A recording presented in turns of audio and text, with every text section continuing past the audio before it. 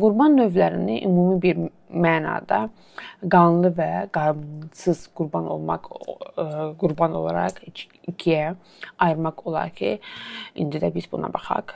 Deməli, qanlı qurbanlara öncəliklə baxaq.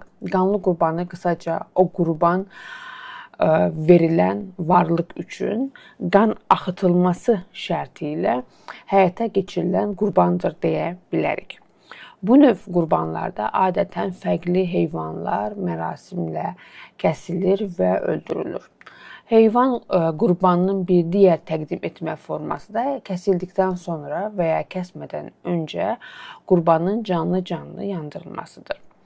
Demək ki, canlı qurban, qanlı qurban can verən, yəni canlıya həyat verindiyinə inanılan o heyvanın və ya insanın bədənindəki həmin o qanın bu və yaxud da o şəkildə insan üstünə, yəni ilahi gücə axıdılması, göndərilməsidir. Və ya da tranzit edilməsi belə deyək. O qanın axıdılaraq onun yolunda axıdılmasıdır.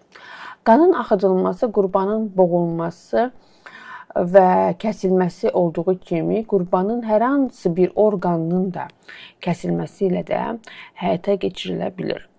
Ancaq ilərdə də ətraflıca görəcəyik ki, qanlı qurbanın əsas mahiyyəti qanın axıdılmasından ziyadə ondan daha çox həyatına, yəni canlının həyatına son verməkdir.